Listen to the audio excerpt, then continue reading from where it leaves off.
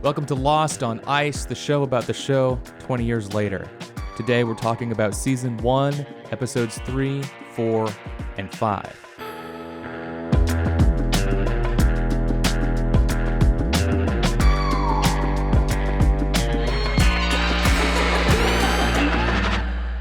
You can watch full video episodes of the podcast on YouTube. Ben and I also release a bonus hangout show every week that can be found at patreon.com/Dr. Skeleton. That's Dr. Skeleton.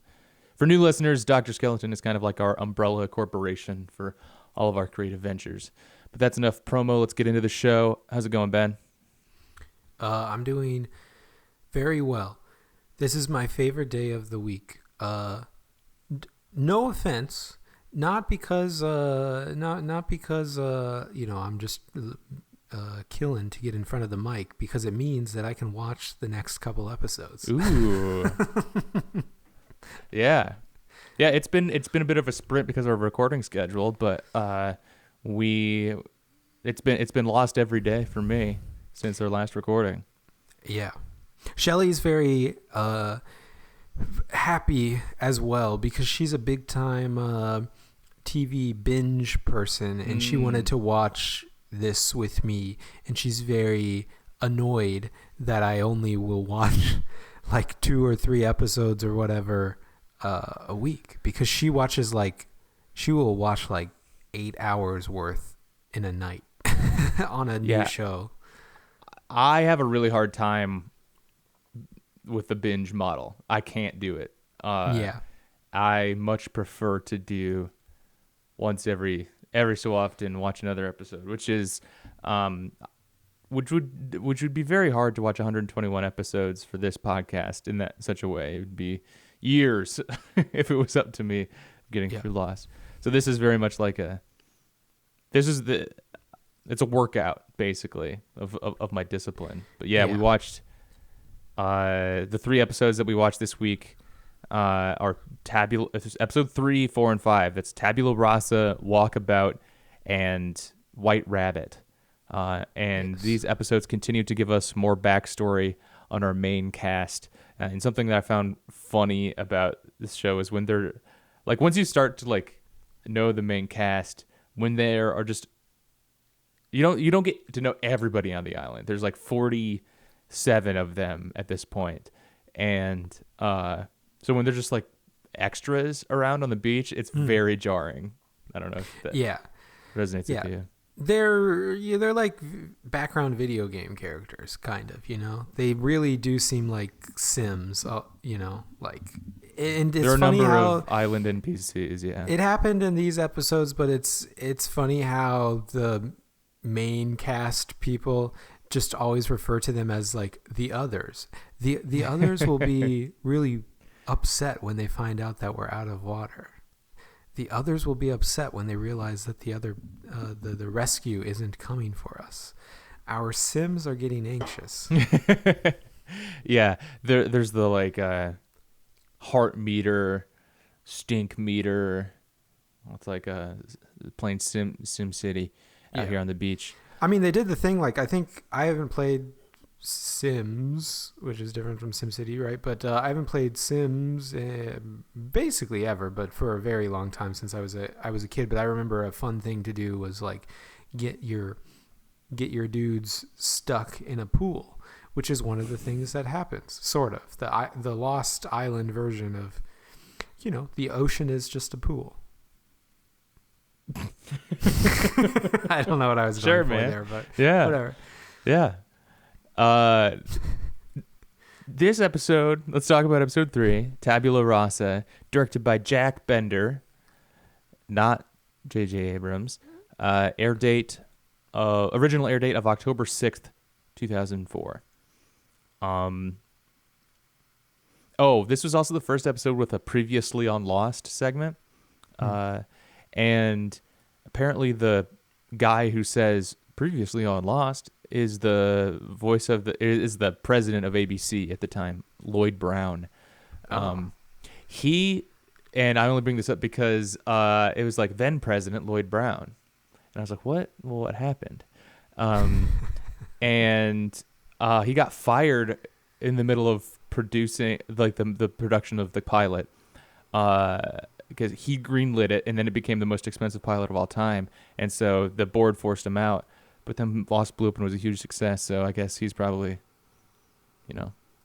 sad, feeling a bit vindicated. He's probably sad. Justice for the president of ABC, I guess. Well, like that kind of stuff is very funny. I mean, I've worked a lot of corporate stuff, but that's a very funny thing to do, of like give someone the power to make the most expensive pilot of all time. Wait, then you made a decision? Do it. then that let was them within your do purview? it, and then be like, damn, that was too expensive. Yeah, we don't have and any to not issues. even We don't take see any if it issue worked with this, or not. But Yeah. You're out. Yeah. Yeah. So let's jump in. I'm gonna be summarizing from Wikipedia. We won't need to go beat by beat here, but basically we start this episode of Lost, Tabula Rasa, episode 3, with flashbacks to Kate's time in Australia. So she was apparently on the run and found a friendly one-armed farmer who takes her in. She does some work and then turns her in for $23,000. Yeah, and they say he's got a big mortgage, and I was thinking, 2004, like, I mean, that's a lot of money, right? But like, you're a farmer. Farms have always been expensive. $23,000, you're selling out your friend for probably like still like a probably small fraction of your farm. She was doing good work, my dude. Yeah, his wife died 8 months ago, and I guess maybe that just makes you do crazy things. And it's also not even real money. It's Australian dollars, and God knows how much that actually means in, U.S. dollars. It'd be nothing. But yeah, I meant to look this up, but I think the marshal is the bad guy from The Mask, right? I've never seen The Mask. I don't know. You've never seen The Mask? No, I get Right. I get the general idea of it being a mask, pretty much, but that's all I know. Wait, he's in Men in Black. Frederick Lane. Who am I thinking of? Huh. It wasn't him. That guy catching us a stray for some reason. Sorry, guys. Anyway, he looks very familiar, and I'm trying to remember like what I've seen is. He's a very prolific television actor. Anyway, yeah. Kate saves the guy. What's his name? Like Ray Muller. That's what it was, Ray Mullen. And in saving him from the crash, that's when Kate is captured. Back on the island, in present day, Kate, Saeed, Charlie, Sawyer, Boone, and Shannon decide not to tell everyone about the French transmission that they heard on the transceiver. And then Kate immediately tells Jack after they just talked about this. You got to tell him because he's the doctor. Everybody guess looks so. to Jack as they establish. Yeah, we start getting the like reluctant leader stuff in this a little bit. Yeah. I'll skip ahead a bit, but I respect Boone for, being resistant to that. I want to be, if I'm a lifeguard, I'm like, why can't I be the leader too? Why's it got to be the doctor? Yeah. What would you do in this situation? Would you, leadership wise, would you take command? I don't know.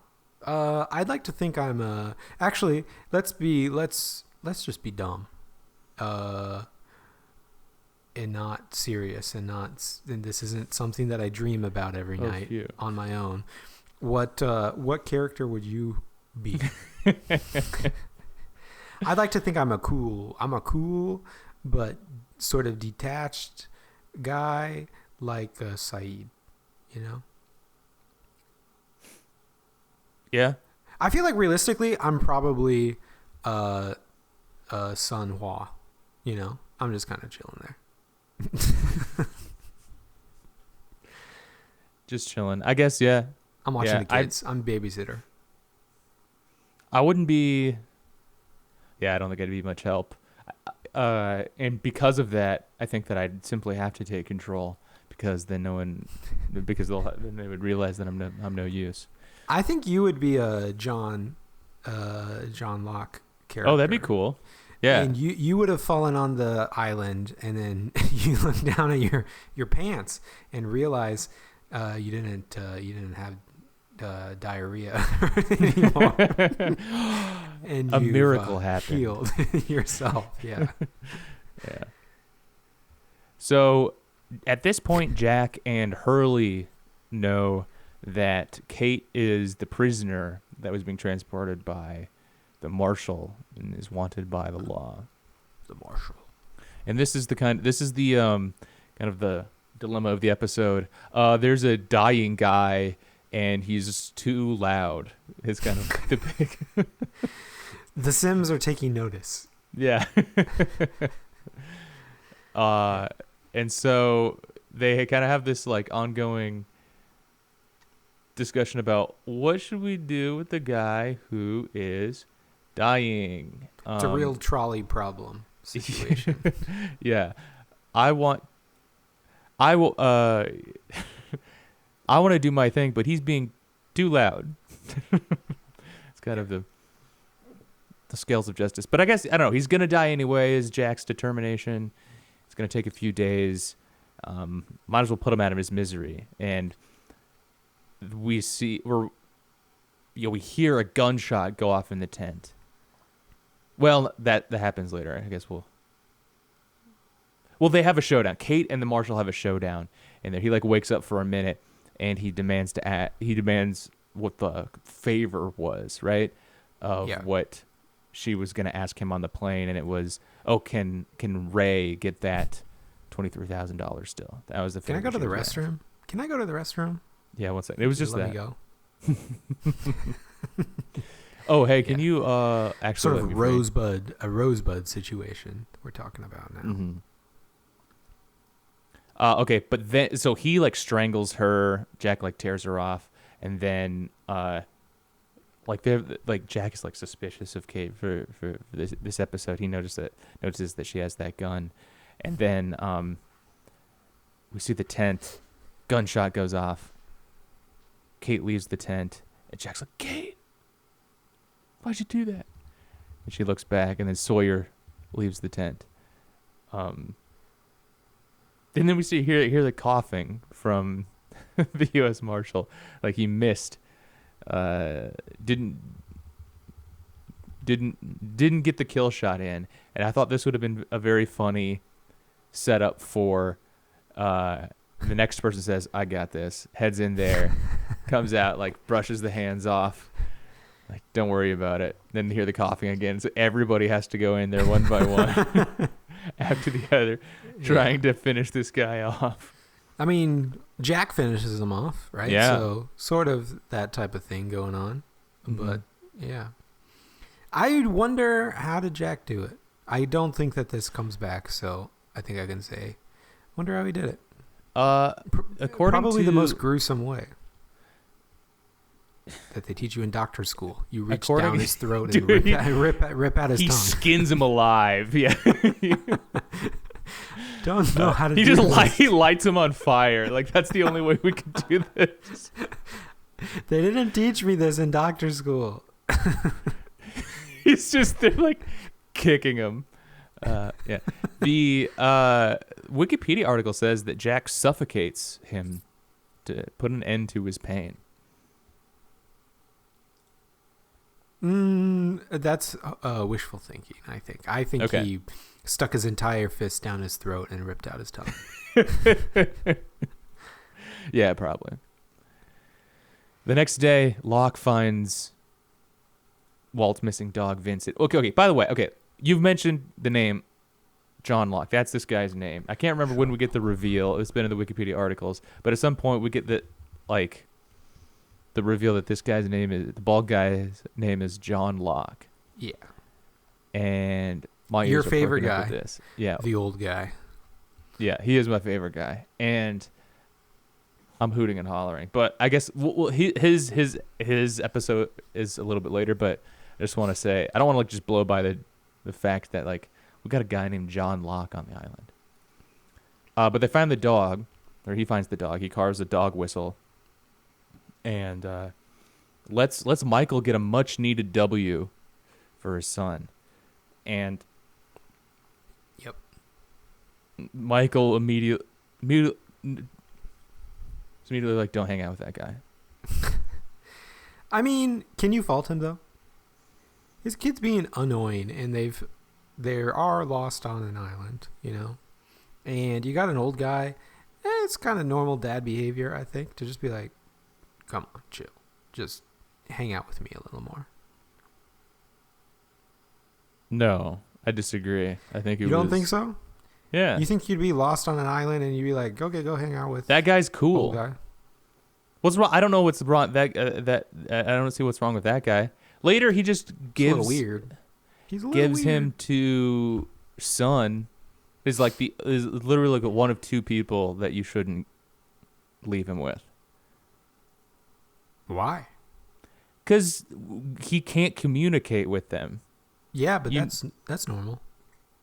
I gotta say, I would. No, also you do need the to be move- able to establish what you're doing. Be like, please watch my kid for a little bit, and you need to be able to have 100% certainty that they're gonna be on the same page as you of what's going on. I don't know. I would. I mean, maybe it's sexist, but I gotta say, I'd probably do the same thing. I'm gonna leave it. I'll probably leave my kid with a woman before. Find someone who you guy. can communicate with. Then find a woman that you can actually talk to. He did communicate with her with his hands, No, he was like, I don't know if you know, but I'm leaving. Yeah, whatever. You get the idea. Everybody gets the idea. You're stuck there. I get the idea because I understand what he's saying. She'll get the idea when she walks off. When the other guy walks off, the beach. I would be like, I'd probably be thinking, you just let. I'm not raising your kid for you. You are washing your hands of this child. Well, people are coming and going. I think they get. I think this is weird that this is your stance on this, but talking to a guy who's being totally friendly is for some reason off limits. Yeah. I think you just don't like guys. That cool guy. Yeah. Yeah. I cool. agree. You got to be suspect around older guys. I mean, what? We'll be older. We'll be older guys soon enough. But whatever. Are you promising to be a threat? No, I'm saying I'm promising that I'll be an older guy and I'll understand. I'll probably be pissed, but I'll understand. Damn, I wish I didn't encourage all of my listeners to treat me with Son is just kind of suspicion. chilling, like I said, Son is just kind of chilling. And Locke is doing things, Locke is making moves on the island, and he's established himself. He is making moves. Himself to be making moves. Why wouldn't you? I trust the move maker. I don't trust the watcher. That's basically the episode. At the end of the show, we get Charlie putting tape on his fingers that now say late. It used to say fate. Yeah. I didn't really. What was? I didn't quite catch it because it looked like he spelled the L was upside down or something. I just didn't quite catch it. What does it? What's the deal with that? I didn't get the connection there. And this is obviously the second time I've seen the thing too, so I really didn't get it. Yeah, I guess I was kind of hoping you would know about that. It seems like something that would. Okay, what I know about this show is that people picked apart every little detail of it. Sure. And there's this big significance of numbers and codes throughout it, or at least that's the impression that I have. I think over time he's gonna just turn all the letters into Lost. Whoa. Woo. That's what it meant. So I guess like there's probably stuff with the transmission that people are going to be picking up on. Probably people are going to be looking into like what it means, the like flight Oceanic 815 or whatever. I don't know what it actually was. Yeah. And then like the finger tattoo, not the tattoos, but the letters. And also he does have a weird tattoo too, or a bad tattoo. What does his tattoo say? It's like living is easy with your eyes closed. No, living is easy with eyes closed. Know your. So maybe he's just being cringe, and which is fine. But the end of the episode has, I thought, actually a pretty good. Well, I liked the montage of friendship. Hurley's catching a vibe, listening to some CD. Yeah. That's why the episode is called. It's actually not called Tabula Rasa. It's called Tabula Rasta. Yeah. Yep. What else? There's not much more to the thought there, but just imagine he was listening to a Rasta show. I've said this on the previous episode that, I think everybody who's listening to this podcast you can have as much fun as me while watching Lost, which is all the fun that you get while watching Lost, but also the fun that you get of being me, which is imagining other shows. Mm-hmm. Entirely different things happening as you watch the show. It's a great mental hack, actually. If anything's happening that you don't like happening, just picture something else happening and think about that instead. Yeah. Okay, so I guess the name of the show or the episode Tabula Rasa comes from, doesn't Jack say to Kate, like, they finally resolve that, like, okay, they get it out in the open that, hey, I know that you're the prisoner, you're on the run, and they had that tension there, but then they've kind of resolved it by like Jack saying like, never mind, I don't care what you did, since the plane crash we're all blank slates, something to that effect. Yep. And so that's supposed to be the Tabula Rasa, but I thought it was interesting that the episode about John Locke is not called Tabula Rasa. Well, then I think you'll probably end up having a theme of you have Tabula Rasa part 1, 2, 3, 4, all the way through 47, if that was the case, because that's sort of a big theme about the island so far. Yeah, so you got to come up with other stuff, but Well, specifically John Locke, it should have been his episode. But yeah. I guess I'm going to try to rate these episodes as we go. I'm not going to rank them, but just sort of like give overall vibes. Pilot was great. I think it's a 2-part pilot, but I'm going to say it's a 4 out of 5 pilot. Sure. Tabula Rasa, I didn't like it nearly as much. I think there was a noticeable step down in the quality of direction. Everything felt much more conventional here. The coverage, blogging, and performances were all just a bit more, I don't know, straight down the middle. But I did really like the ending montage, so that brought up the score to a 3 out of 5. Nice. Okay. Do you have a rating or should? Oh, sure. They're all 3s so far. Gotta give them 3s. Nice. Season 1, episode 4, Walkabout, directed by Jack Bender. And let me call this out. Here's my little fact of the day, a little factoid of the day. Walkabout, the name of a thing, a real thing that happens in the show, but also the name of a Peter Weir movie, a very famous Peter Weir movie, who I brought up on the last episode because I said our man behind the scenes, a man holding the pen, Damon Lindelof. Lindelof. I gotta say it fast because I can't remember exactly how it's pronounced. You got it right. This was the movie that he... Big fan of Picnic at Hanging Rock. Also a Peter Weir movie. So I get the feeling that this dude was into Peter Weir. Walkabout. Also, gotcha. maybe he didn't at all. Maybe he didn't think about it at all because it is a real thing, as I said. I bet he did. And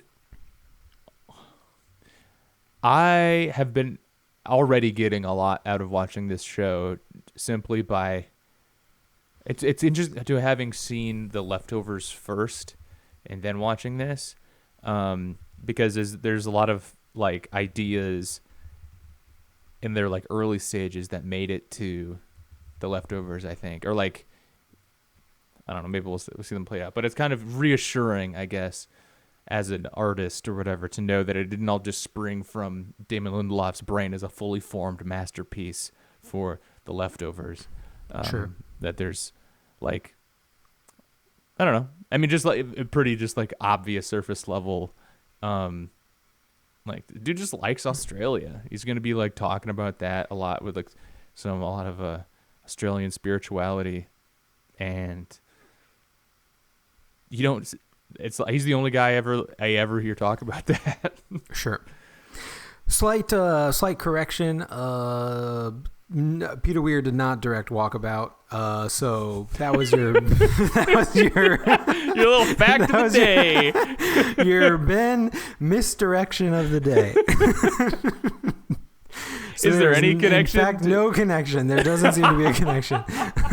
That movie is also about Australia, but like I said, Walkabout is already established to be an Australian Aboriginal thing. So yeah, they're probably no both connection referencing to the real movie. thing. Yeah, they're just both referencing the real thing.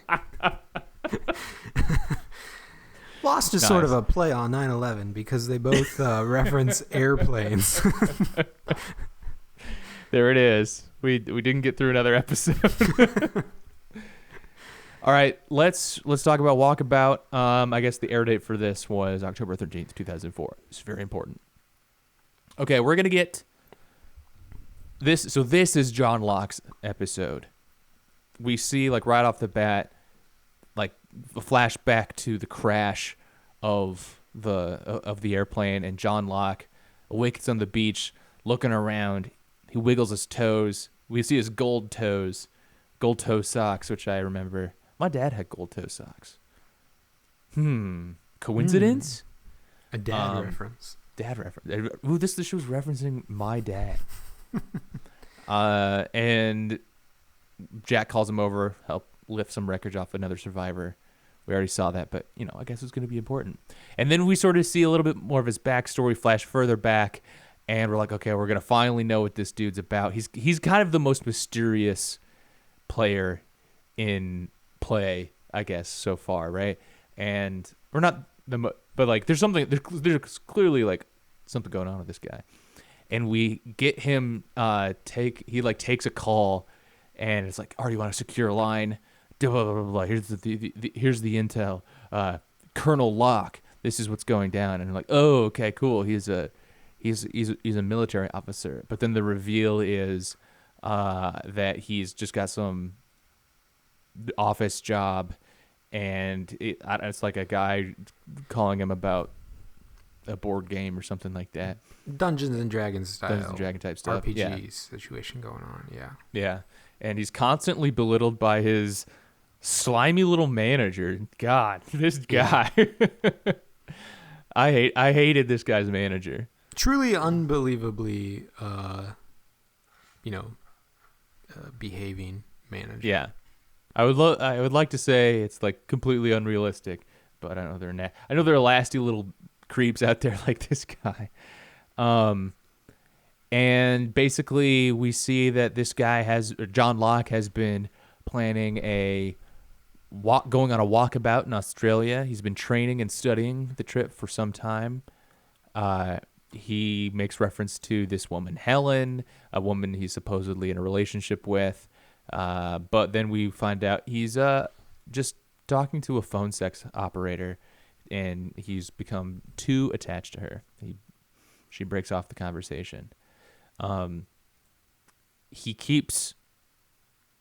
I have to say, Shelley did not quite understand what her job was in that situation. She was. Just it's not spelled out. Maybe it was like something else. Something else, but I know that she was just trying to grasp for who was that woman? What's the money part about? Yeah. I mean, he's just doing BetterHelp at this point. Sure. 20 years earlier, but cheaper. I don't know what BetterHelp's prices are. We will not take your sponsorship either. You can get that price down with our code. We get a number. This is funny to me. Get a number of instances of the character John Locke saying, "Don't tell me what I can and can't do." Okay, and so John Locke is a famous philosopher, right? I mostly studied like the metaphysics piece. Like he's more well known for that piece, but he's got like political philosophy and okay. The reason that like it's weird that the John Locke episode isn't called Tabula Rasa, or not weird, but like you'd think that maybe that would be the thing. That was like a very famous like tenet of John Locke's metaphysical philosophy, where this big empiricist, you are born into this world having you're a completely blank slate, you don't know anything, and you can only learn things by perceiving them. And then his political philosophy is this sort of separate thing of like, being like skeptical of authority. And so that's why there's this, don't tell me what I can and can't do. So where it seems like the character John Locke in the show is aligned with John Locke the philosopher as far as his political philosophy goes, but his metaphysical philosophy seems to be notably divergent because John Locke is pretty like, what if everything isn't as it seems? Whereas the real John Locke would have been like, it is literally exactly as it seems. That's how it goes. I thought it was so like having the John Locke guy say, "Don't tell me what I can and can't do," kind of seems like, what if you had a character named Rene Descartes who's always stroking his chin, saying, So I'll be keeping an eye on this guy closely. They should introduce a Slavoj Žižek type character in this show that doesn't really share any philosophical underpinnings, but he he's just named Slavoj Žižek, and he does the voice and the nose thing. That's fun. I like that. We have two philosophers on the show now. Why do you keep... Could we call them something else? No, it'll be fun for the fans to figure out. So the reveal at the end of the flashback, though, is that that John Locke is paralyzed from the waist down, can't move his legs, and he's in a wheelchair, and is denied at the point of getting on the bus for going on this walkabout, and he's having a little tantrum. But then we're like, oh wow, for some reason the plane crash made him be able to walk again, I guess.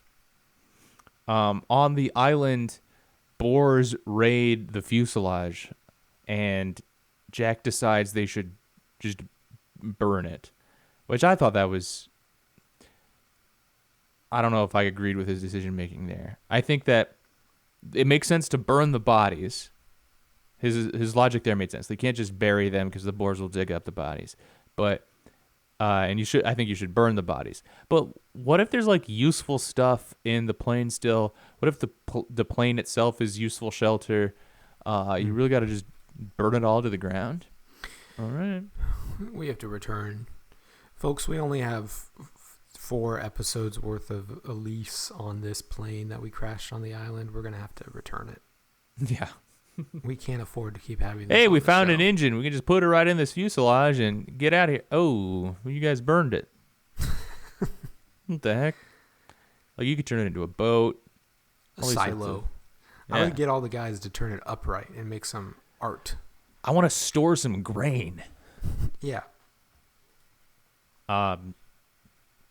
They decide that they're going to go hunting for some boars, and John Locke reveals his case of hunting knives, which is cool. Which is very cool. And that's what kicks off the rest of his story. Mm-hmm. Where's this guy from? So he, Michael, and Kate set out for the boars. Kate has a double mission. She's also going to throw up the makeshift antenna in the jungle that Saeed put together, and hoping that they can triangulate the transmission that they heard, because it's been going for 16 years now, and so there must be some sort of power source for it. So they got to figure that out. And on the hunt, Michael, dude, he screws up big time. They're being so tactical. John Locke is like, move out. He's doing hand gestures. He's doing whispers. Kate's locked in, and Michael's like, what? Where do you want me to go? And then a boar just, takes his ass out. I was thinking, I simply would have, kept it pretty low key. Yeah, Michael's by far, I think. I mean, you could say it's Boone's sister, whose name I'll never remember. Shannon. But I think Shannon. I think Michael is really the most. I'm not even supposed to be here, guy on the entire island. Where he's just like, this sucks. I have to deal with my son. We haven't gotten his backstory yet, but yeah, just like that's true. I have to deal with my son. He's causing all these problems for me. Now I got to go hunt boars, and I'm getting, I get rammed by a boar. It's like wasn't even supposed to be here, man. Yeah, at some point in this episode too, or maybe it was the previous one, but at some point, Michael, when we're talking about him, he's like running through the jungle and comes across Sun taking a shower, and handles it so strangely. Yeah. He isn't just like, oh shoot, sorry, and like runs away or something. The way that that would how I would do. I'd be like, oh boy, but no, he's like, oh, he starts like getting closer, like, and then he like picks up her shirt that was there and like, oh. And makes skin contact with her, like her chest, hands. Doesn't quite. I mean, I guess you can't hand it to her because she's trying to cover herself, but he like, hands it into her hand, which is covering her chest. So yeah. Really. I'm just waiting for Daniel Day Kim to beat the shit out of him, and I'll be like, I mean, you kind of had it coming a little bit. Yeah. Oh yeah, that was before. Yeah, and so that's when he asks her to watch Walt while he goes on the boar hunt, which as we've established is a whack move. I gotta say, I mean, it's only been like 10 minutes that have passed, but like, am I vindicated yet on the choice of Sun as the babysitter? No, because you know why he's doing it is because he clearly is like, he has like a crush on her or something is what's going on. Well, yeah, he's like sees her naked and he's like, ooh, and then he's like, oh hey, can you watch? He like, you would you would stay away. You would just stay away from somebody you accidentally saw naked for the rest of the island adventure. But broken clock still right twice a day. Like he still ended up with the best babysitter compared to Locke. Locke, you said that Locke's not weird, and then we talk about, I'm not judging too much, but Locke is grown single guy, doing Dungeons and Dragons, which no disrespect, but I'm not gonna pick that. That's not a thing in favor of being a babysitter. And then he's got the sex line thing and all that kind of stuff going on. He's pretty aggressive about stuff. I know we haven't got her backstory yet, but he's with the information already we have, established he's good at talking with Michael. They were good at Walt. They're good at hanging out. They've got a good friendship budding. I don't think that's. If you have more information, that's good. But with only that information, there are going to be some bad people that are friendly and it's also not your kids. I'm going crazy. You and Michael are. You're like, oh, he's an old guy, so he's like a pedophile. That's what you're thinking. Yes. Like, what? That doesn't make any sense. I'm not thinking that about her. She seems like, A nice, normal person. It's also not just between Sun and John, even though I'm going to defend my choice still. Yeah. You could choose anybody else. Okay. Except Daniel Day Kim. Why? The only reason that I said, whole brought it up, they can't talk to them. Oh, sure. Okay. Well, I thought you just got to pick somebody where you're like, hey, Hurley, do you mind watching my kid? They're like, whatever. At least I know that like you're going to be back later. Okay.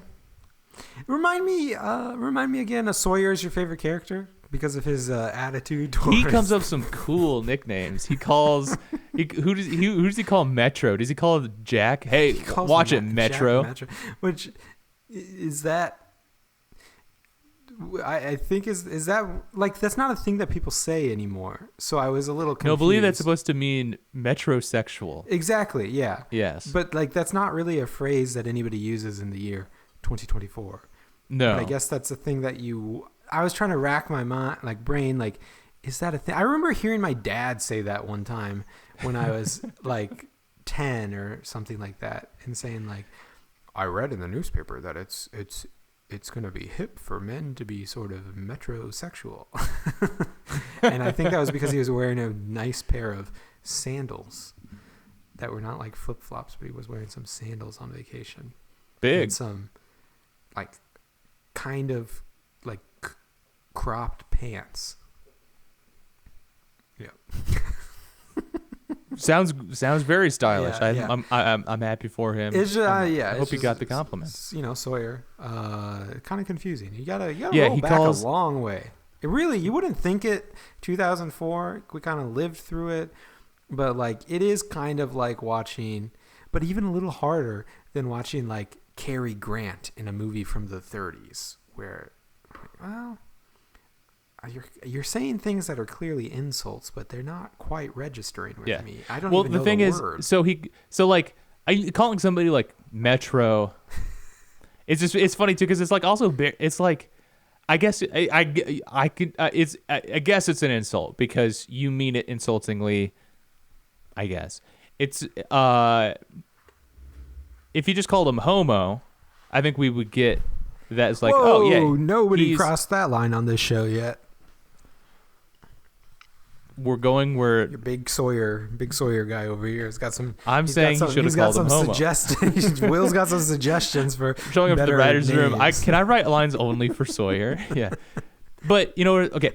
I guess the point is that I'm making that like he says like very racist things to Saeed, and then just like very like kind of like, I guess just weird things like the Metro thing. Yeah. Like he should, if he's going to be like, they should just made him homophobic and racist. It seems like they were like, let's pull the punch for network TV. Let's make it seem like, let's get away with him. Like viewers will get he's homophobic, but we don't actually have to say anything that bad here. On the other hand, we're going to have him, he's going to call Saeed Al Jazeera.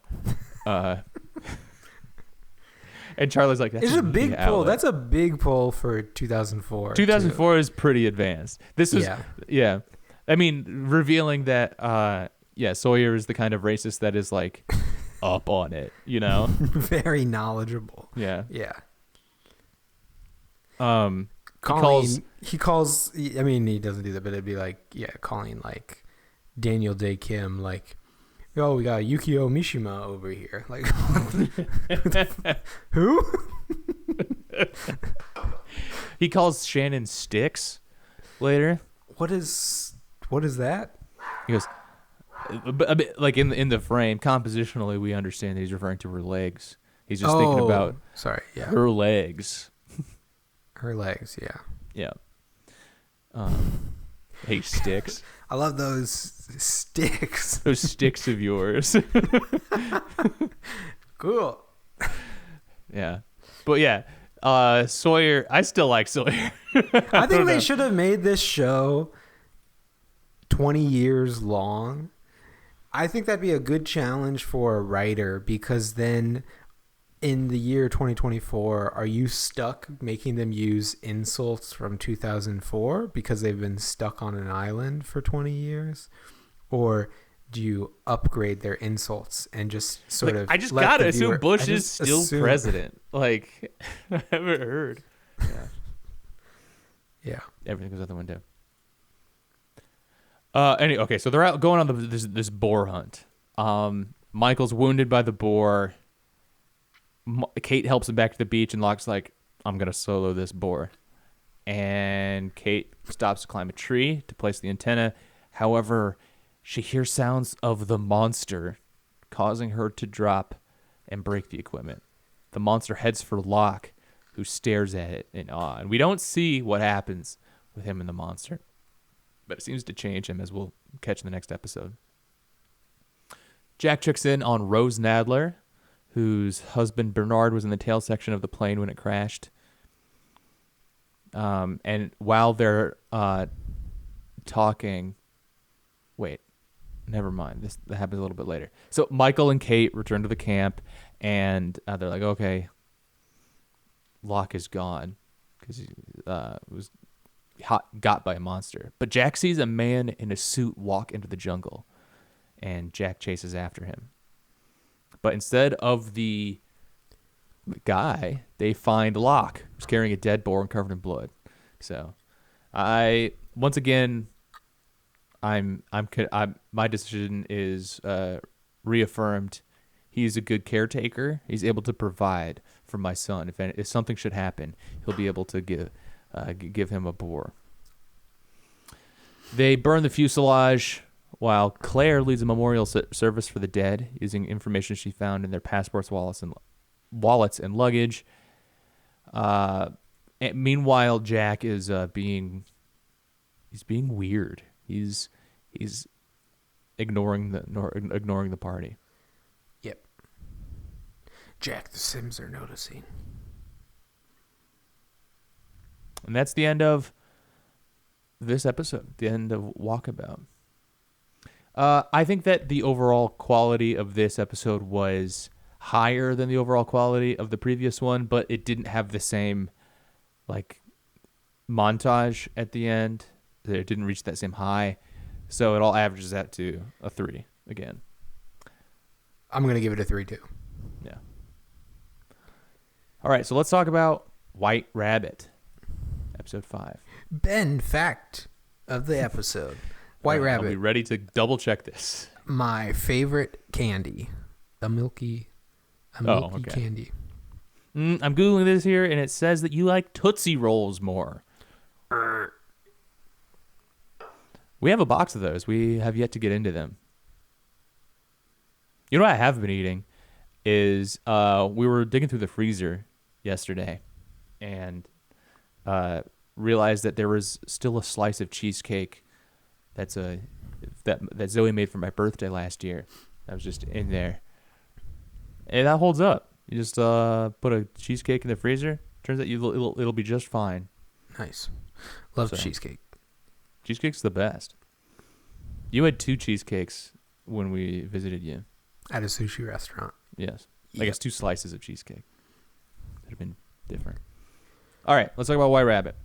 This originally aired October 20th, 2004, and is directed by our third guy. This is directed by Kevin Hooks. So this is the Jack episode, or a Jack episode, I guess. We get some backstory about him. Flashbacks to when he was a little kid and someone's bullying his friend. We get a bully episode here. And Jack just can't stand it, stays with a friend, and so he gets punched in the eye by the bully. And then his father later on gives him this psychotic talking to and tells him that he should not be a hero because he's weak and doesn't have what it takes. Yeah. That's what I'll be doing to my kids too. Yep. Just tell it to them straight. You're not a main character. You're not a main character. You don't have what it takes. Like you me, are, because I know I have. You are destined to be a doctor, like me. But you are definitely a TV doctor, Jack. Yeah. We don't actually. We hear people call him Mr. Shepherd in the flashbacks. I'm thinking Jack's not actually a doctor. I think that he went to medical school. This is my guess. He was like I'm guessing he dropped out of medical school, and never ended up becoming a full doctor, and that's why his like parents are super disapproving of him. But he's able to. He's a Dr. Dre style doctor, actually. Okay. Do you like my theory? Yeah, it's good. I can't comment too much, but I like it. It's good. Thank you. His dad is established to be a doctor, though, right? Because his dad definitely is. Yeah, Jack, I had a young boy on my table today. Doctors love to say that kind of stuff. Just say, I operated on a kid. Don't say I had a young boy on the table. A young boy on my All right, table. Doc, pause. Pause, Doc. Cut that out. He's like, and he died, and I came home and laughed. And I watched. And you know why? I watched some boring ass TV show. Carol Burnett. There's no way that existed in 2004 or whenever. When would that be? The 60s, 70s? Like 20 years before. Right? Maybe he's catching it on TV Land or something. I guess, yeah. Crazy thing to do as a doctor. Yeah, you're a doctor. You went to medical school so that you could come home and watch TV Land at night every night? Crazy. I actually have been... I kind of like this characterization of this dad, you know, who's like, he's got it together, you know, like he has what it takes, all of this, and he's like very full of himself for it, and goes on this absolute bender, eventually totally snaps, or I guess it's you know, mentioned that this is something that happens, right? Like, this isn't an isolated incident. This has happened before, but this one, he goes on this bender and winds up in Australia, and that's what Jack was doing, was tracking down his dad. And his dad died, had a heart attack in the street or whatever, and he has to go to the morgue and identify the body. And was transporting him home on that flight, on that fateful flight. So he's got some pretty intense baggage heading into this. Yep. On the island, we see that I guess one of the Sims NPCs drowns that we just never met. Joanna is the thing. Yeah. And Boone was also in the water, and Jack manages to rescue him. And Jack makes the right call. He does what you're supposed to do in that situation, and save who you can, right? And like one at a time. But it does mean that Joanna perishes. His dad is kind of right about Jack. He doesn't have what it takes. He's got a weird mindset. I mean, I can't say that I don't think this way sometimes too, but it is kind of surprising that Jack's a doctor, because he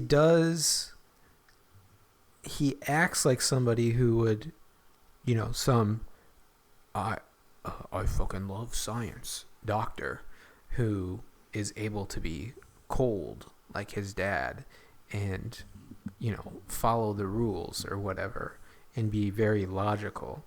But yeah, he struggles. He fails to lock in on occasion. He did the right thing. Yeah. Yeah. I agree. I think that yeah.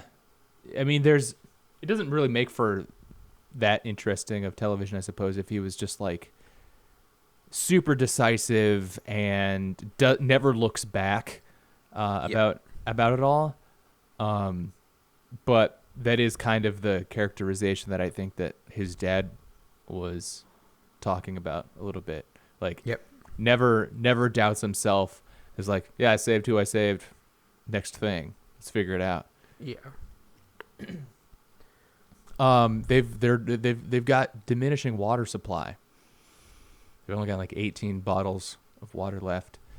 Claire is faint from dehydration, and then Charlie loses the water. But meanwhile, Jack sees that guy in the suit again, and chases him down a little bit, and then notices, oh, that's his dad in the suit. And Jack trips and falls very extremely.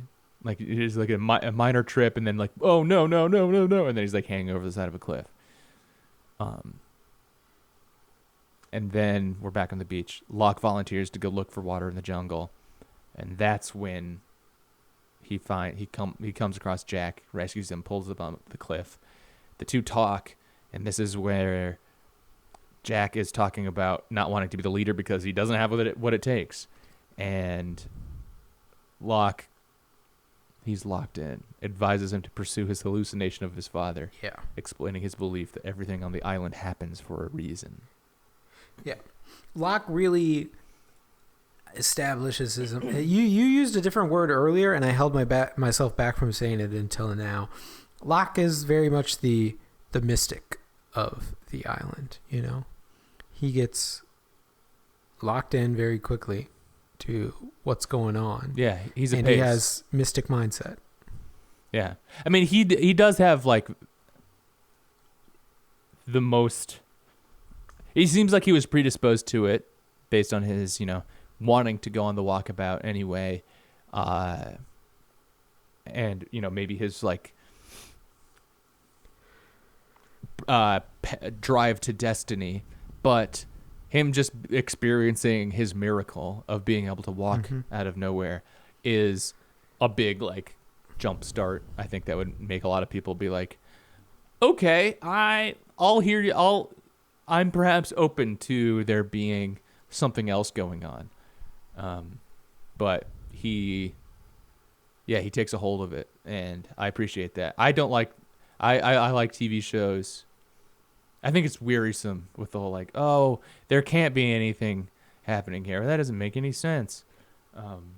We all know it's a TV show. There's going to be something going on, and this guy grabs a hold of it. Yeah. Good for him. It is weird, though, that, okay, on the same token, I agree with everything you said, but on the same token, I think it's a little strange that Jack is not at all mystic. His mind doesn't let him do that. He is kind of an I fucking love science type of dude. Even though he's emotional about stuff. But with this white rabbit of his chasing his dad, I'm a bit surprised that he chases him rather than there being just more looking around on the island. And I guess that's just the narrative part of it. You got to move this stuff along quicker. But like, why doesn't he think he's dehydrated or something else? Why doesn't he there's something about belabor that point a lot longer? I'm guessing he kind of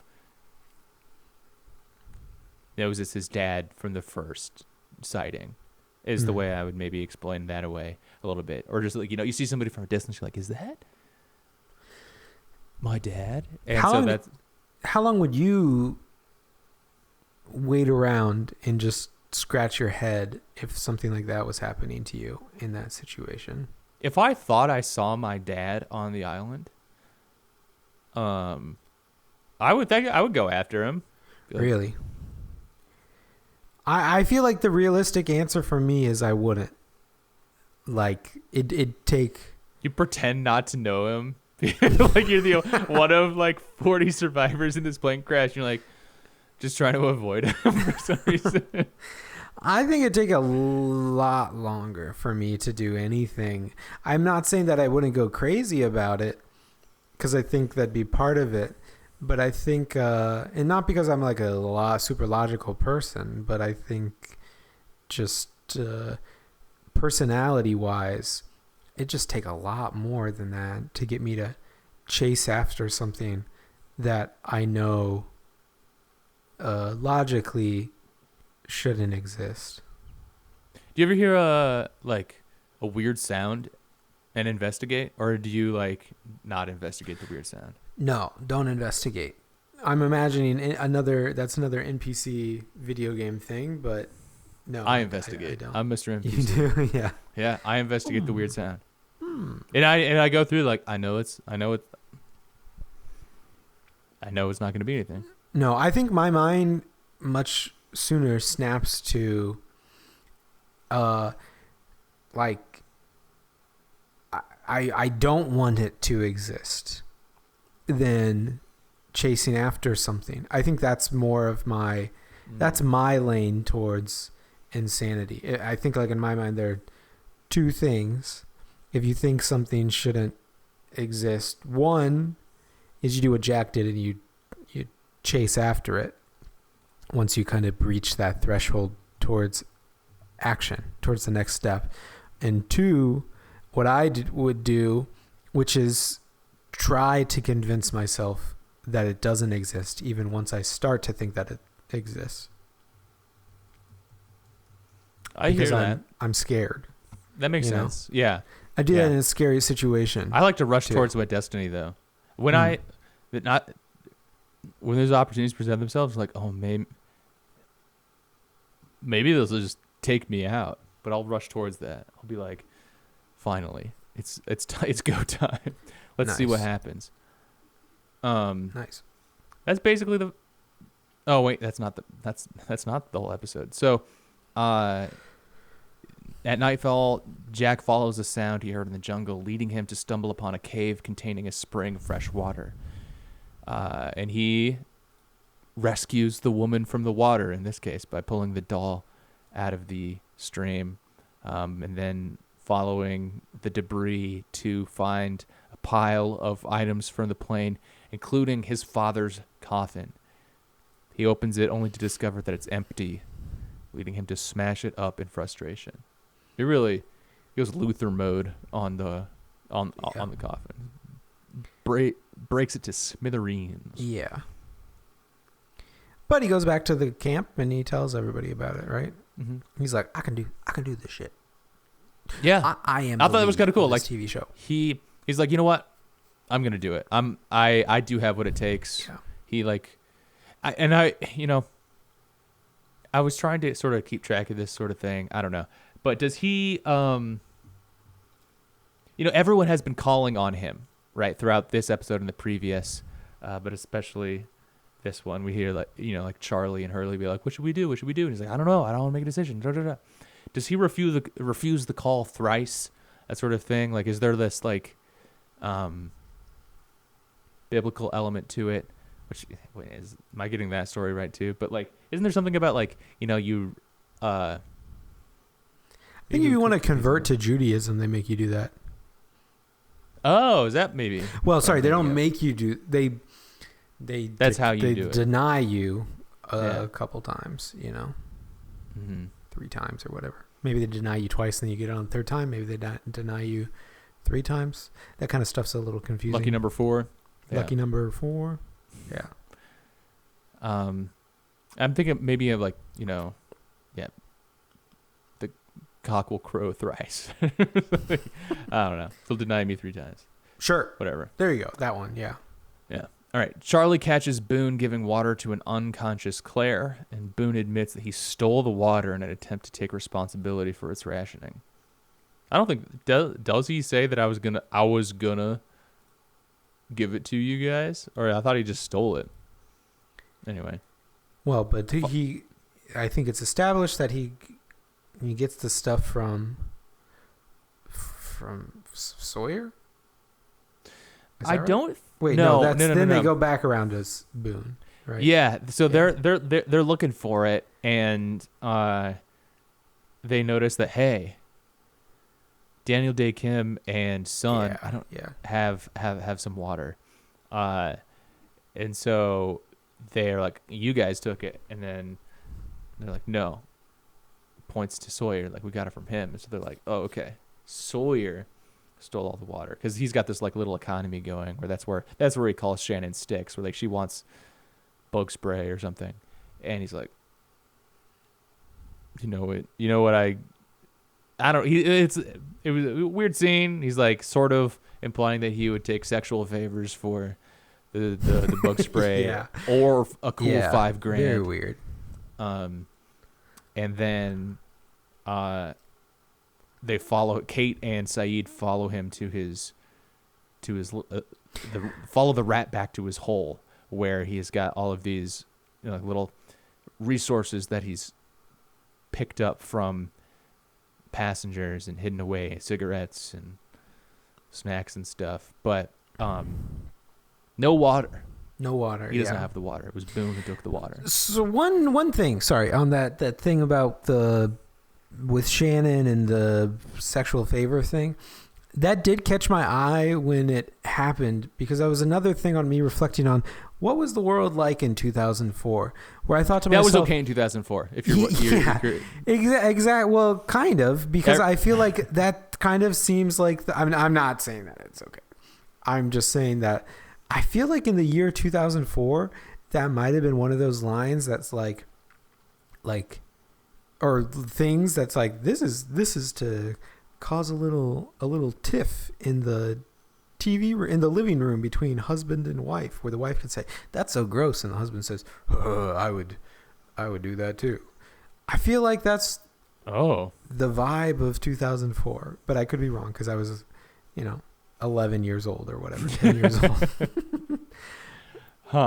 It like today, that would be you would a put very that in there serious thing to establish that this person is canceled. Really bad. You're an extremely bad person, Mm-hmm. And in 2004, it's like, damn, this guy's a little edgy. This guy's a little naughty. I mean, even today, I get like based on actually some of the things people are saying out there. Yeah. Like I guess it's not a given, but sure. True. I think we're also. I think we are textually supposed to be interpreting. Sawyer's maybe not the nicest. He's not guy. a great guy. Yeah, exactly. But I feel like it's not like a character ruining moment, for want of a better word. This isn't like this is the most evil guy. He's still a bit of a lovable scamp. If he revealed like a swastika tattoo, I feel like in 2004 you'd be like, this guy is the bad guy in the show or something like that. Mm-hmm. Maybe I'm wrong. Also, maybe I'm wrong about that. But when he reveals, little Harvey Weinstein behavior, people are like, he's a bad guy, but we'll see. We'll see. He might redeem himself. Yeah. There's a drill tweet literally today that's like, I'll totally forgive you for any of your Me Too behavior if you share maybe 2 or maybe 3 of my opinions. So it's kind of like you can keep that. Yeah. So a fight breaks out between Boone and some of the other survivors, but Jack returns and stops them. Stop. I'm your leader. He gives a speech telling them about the water that he found, and they all need to cooperate to survive, because if we can't live together, we're going to die alone. Yeah. NPC number 32, male.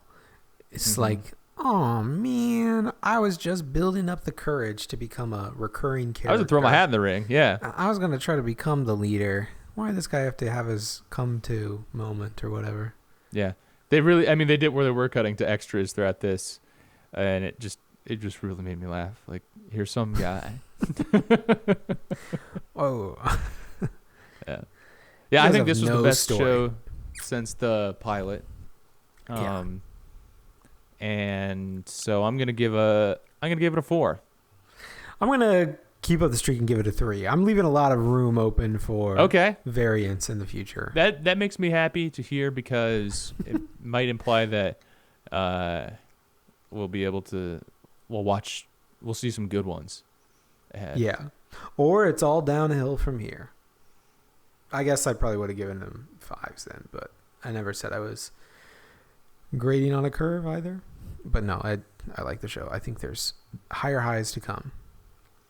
It does suck, like, for the NPCs, that, like, I think it's safe to say now, I'm not spoiling anything, that you get the gist of a lot of this show is, at least for a while, is going to be some flashbacks to the past and a lot of stuff about how did you come to Australia? How did you get on this flight? What was your life like before? You know? Mm-hmm. And I guess the implication is just like, if you're an NPC, it's like you've got all these people around you who have like lives that kind of like led them to this moment, right? In the case of Locke and maybe other people will be like, I'm on this island for a reason, or maybe I'm going to learn something here. And these NPCs, I guess the implication is just like, yeah, we were just on vacation in Australia. Or like, we're just going on vacation to the US and like, fuck, we're just stuck on an island. This sucks. Everybody else is having like a life-changing moment, like really making lemonade out of the lemons, but we're just kind of missing out on our vacation at this point. This sucks. The one guy who was already there, too. Oh, hey. Yeah. Hey. All right, it's good it's good that the flight attendants didn't make it. Oh, sure. I gotta say, because otherwise they'd probably have to be, they'd have to at least at the start be the bosses, and you'd be like, I'm on something to deal with. Am I still on the job at this point? Do I owe these people anything? Can I get pissed at them now? Yeah, that's true. That's interesting that they didn't have it.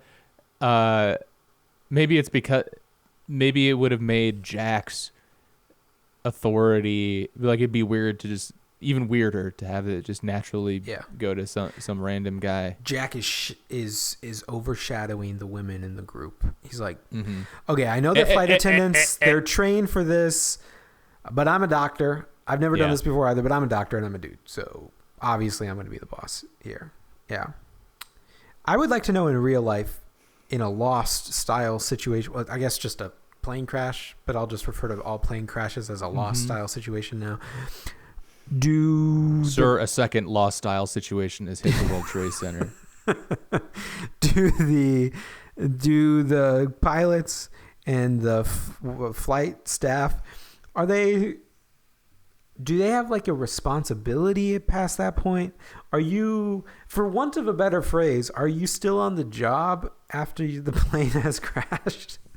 Like, especially the pilots. You still on the job? Oh, the pilots? I don't know. But I know for flight attendants, due to the labor, they don't get paid until the door closes, and they stop getting paid once the door opens. So they crash. Well, Jack just burnt that fuselage down too. No chance of it opening. Racking up the OT. Yeah, I would say. I feel like I'm a friend to labor over here, and I will say, flight attendants, if you crash, you're not on the job anymore. You have to deal. No, you're not on the job anymore. Oh, okay. You get the day off if you crash. The first day on the island. You should say that they still they keep getting paid until they're rescued. No, I agree. Sure, you get paid, but they can't ask you for refreshments anymore. But I gotta say, if you're the pilot and you crash, new rule, you got to work for free for a long time, my dude. You crash that plane. Yo, this is your job to get us off of this island. Yeah, are you getting on the plane with you're like, oh boy, this is really tough. I'm really excited to be back at work though. My last gig, you guys ever watch Lost? That was me. That was my plane. But after years of therapy and training, I think I'm ready to tackle this flight from Sydney to LAX. Yeah. A little who's the Hudson guy, the old guy? Tom Hanks. It's Sully. Sully was flying the Lost plane. Mm-hmm. He had a good run. He's drunk Denzel up in the cockpit. Yeah. Whoa. Hit the island. All right. For next episode, we will be watching 4 episodes. Nice. Shelly's going to be so stoked. Nice. We're going to be watching episodes 6, 7, 8, and 9. Wow. Starting with House of the Rising problematic Sun. Problematic one. The Moth, Confidence Man, and Solitaire. You said one of these is problematic? Well, I'm just saying, obviously, House of the Rising Sun is going to be about sun. I don't think we're spoiling anything by saying that. Little... Okay. Whatever. Okay. Could just be about the song. Could be about the song, but the song's about the flag. Oh, is it? I don't know. Is it? I guess it's not really about the flag. I have no guess idea. That wasn't a song about Japan. But it kind of is. It's kind of about... In a way, Isn't every song about Japan? They really... Let's get into it. Yeah, whatever. Yeah. Okay. Thanks for listening to the show. Again, you can check us out over on patreon.com/Dr. Skeleton. If you were listening to this and you're like, what do these guys look like? We're on YouTube. These are video episodes there. Listen, we're taking over vertical video platforms everywhere as well. Get on board now before it blows up too big. TikTok. Then you'll be able to say that you were fans from the beginning. But thanks for listening to Lost on Ice. We'll catch you back here next week with our third entry. And again, the 4 episodes that we're going to be watching for episode 3 are episodes 6 through 9. A lot of numbers here. You can write them on your fingers if you don't want to, if that helps. But yeah, thanks for listening. Catch you next week. Goodbye.